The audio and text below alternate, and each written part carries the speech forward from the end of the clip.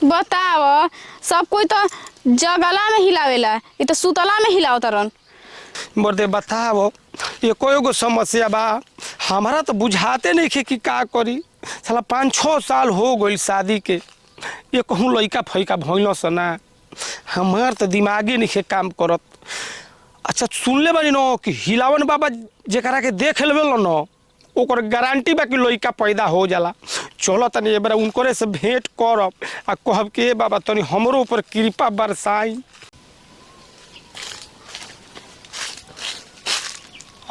तेरी के बाबा तो सूत के हिलावत तड़न, कैसे जगाई। डर लगता कि कहीं खिसिया मत जास, ऐसे कि गहरा नींद में बाड़न। तो वो हिलावत तड़न।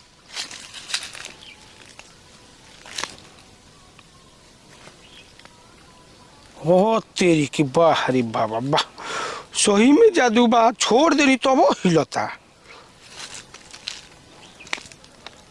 बाबा जी, बाबा, हे बाबा,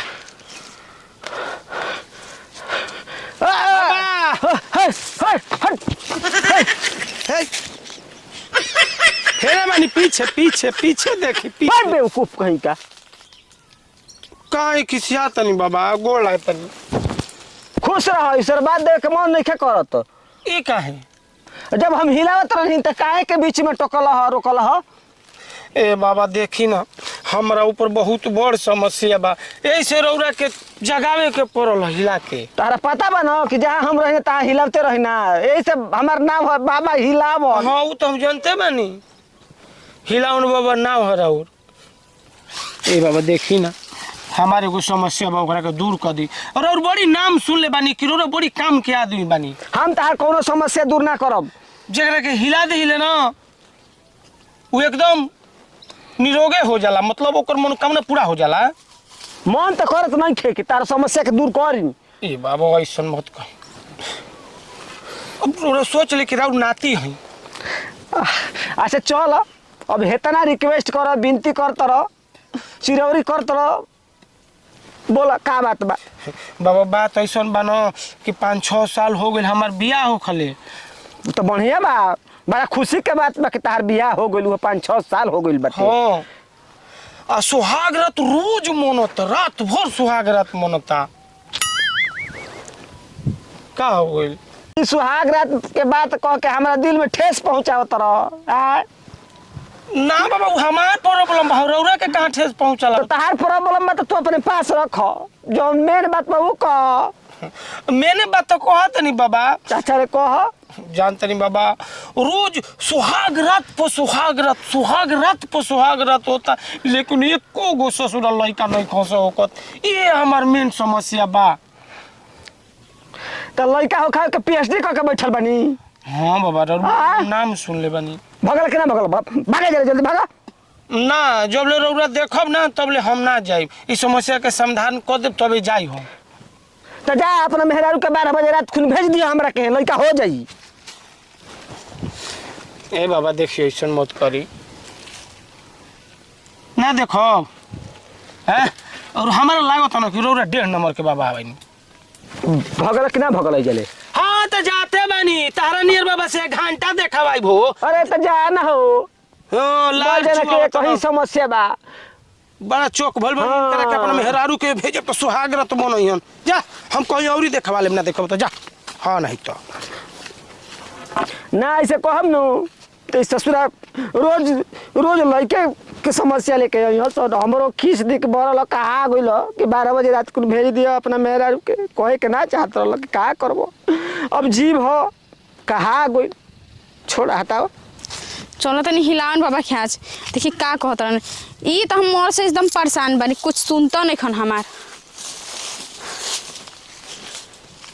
ई क्या बाबा जी, बाबा जी बताओ, सब कोई तो जगला में हिलावेला, ये तो सुतला में हिलाओ तरन। यही से इनकर हिलावन नाम रख गइल बा। ए बाबा जी कैसे जगाई, लागत एकदम गहरा नींद में बारन।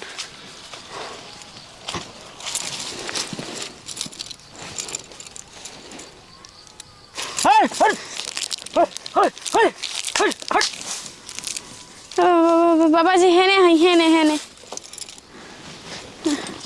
कबे से जगावत रहनी रो ना जगनी ऐसे ऐसा उपाय करनी है नाकी में ठेल देलू हां तो जगावत रहनी कब से चिल्ला के नोटई बैठ गइल हमार तारा लौकत ना रहल हो कि हम हिलावे में परेशान बनी हां उहे तो हम जगावे में परेशान बड़ू ए बाबा जी हम तो देखते बनी कि वो हिलावत नहीं वो सुतला में बाप रे बाप का कहीं खो गरनी का रहुआ पूरा हम गहरा नींद में नहीं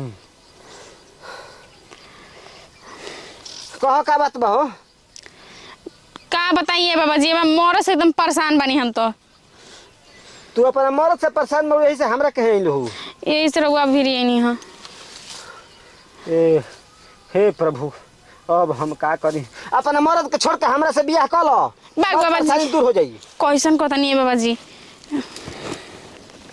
का हम तो ये कोई समस्या सुनत बोर हो गई बुझाता कि ये जगह ये छोड़ के भागे के पड़ी नहीं बाबा जी जगह छोड़ के भाग जाए तो के सब कोई का ख्याल के रखी यही से न कहलही कि तू हमरा से बियाह कर लो तू हमार ख्याल रखियो हम तहार ख्याल रखब दोनों जना के समस्या दूर हो जाई ए बाबा जी कैसन बोलत रे साधु महात्मा बानी कहतनी बियाह करे के साधु महात्मा बियाह ना करेलन नहीं बाबा जी रो सन्यास न लेल बनी सन्यास ले घंटा सन्यास ले बड़ी ये सन्यास के चक्कर में तो हमारी जिंदगी झंड हो गई बा बताओ मल के कहीं समस्या रहता तोहरा उहे समस्या हुई हमरा पता बा देखे में तो तू ठीक बाड़ू रोया अगर जानी बनी हमरा बताओ से पहले रो जान बनी ना कोनो रोग बा ना तारा पर कोनो भूत पचेस बा कुछ तो नहीं थे ना बाबा जी भूत उत नहीं खे हां तो ठीक बाड़ू तारे कहीं समस्या हुई कि लड़का ना होत होई हाँ ए बाबा जी अरे बाबा जी जान के नहीं कितना आगम जानी बनी जी हाँ हमार बात जानी ना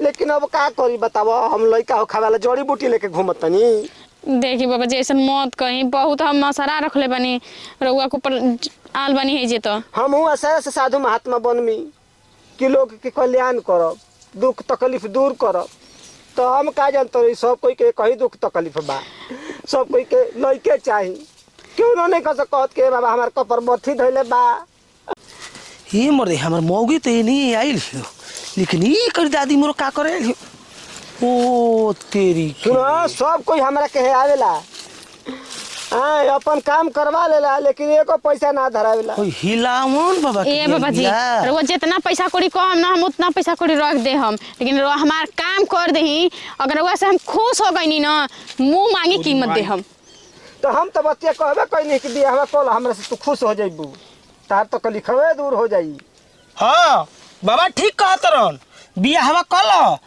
ठीक ना 1.5 महीना में लड़का हो जाई चलो 1.5 महीना में लोग जी 1.5 वासा रही का जी हाँ वही खातिर आइल बाड़ी तू लड़के खातिर ना हैं तब का करे खातिर आले रउआ पते दादी मोर जानत नहीं कोई बाबा कैसन हो हैं तोरा से पहिले हम आई रहनी हो तो हमारा का कहतन बाबा भेज ना जे अपन मौगी के रात भर खातिर हमरा के लड़का हो जाई बता हैसन बाबा रहला सा आ ये दादा हमरा के का पता जी कुल कहत रहली सन चल आइल बली आय मुआन जब तहरी दादी मोर जात नहीं तो आज के बाद आइलू तो चलो तो हम जाना थोड़ी ना रानी जी घोर अपमान इतना बड़ बेइज्जती हमार करब तू है ना बैठा जान तर काहे कुल कल ही हम खीस दिक में कल हई सब कोई ये समस्या लेके आवेला हमारा लगे हम परेशान हो गइल बनी मर्दवा कोई के अच्छा तो सब कोई के लइके के कमी बा तो बुखार लगा रहे तो डॉक्टर के पास ऐसे जे अब तो से बियाह करे के चक्कर में पड़ जाते हैं लोग ना खीस दिक में कहा गइल हो जाए तो जा माफ कर दो जा खीस दिक में जरूर बियाह कर ले करब ना कहा गइल हो तब जानते बड़ा ई कह दी कि हम ना देखब ताकब चाहे हम ना देखिला ताकिला रुआ कहत हम सब बियाह कलो अब बताओ रात भर खाती आ जा ई कैसे बाबा बानी रुआ रोज रोज दाल भात खइब त निक लागी अच्छा कहियो तो पूरी तस्मई भेटाए के चाही अरे तो पूरी तस्वीर खाए के बता बियाह कर ले कोनो बूढ़ बुजुर्ग देख के अरे उ बात नहीं खा तू समझत हाँ। रोज रोज लइका खावे ला आवेला सर एको बार ना कहला से कि हमर पेट गड़ी धइले बा कपरबथी धइले बा हमरा के भूत धइले बा परे धइले बोल त ई बार आबे ए बाबा जी जे के जौन दिक्कत रही वह दिक्कत ना लेके आई रो अब की हां चली रौरो कहा नाम ठीक है बा, लेकिन ऐसा गलती काम ना कल जाला। हमारे नहीं आदमी बा तो छोड़ दिलस, न तो इतना हिला दियो सो दूसर गोड़ा 2-4 सोटा न कि आदमी बन जाए के परी बाबा जान जाई। बच्ची माफ कर दियो, के से कही हो वही हम। जाए दी बाबा जी, हाथ मत अच्छा जोड़े बा। रुआ। ठीक बा, हाँ, एना परी देखाओ। माफ कर देतनी।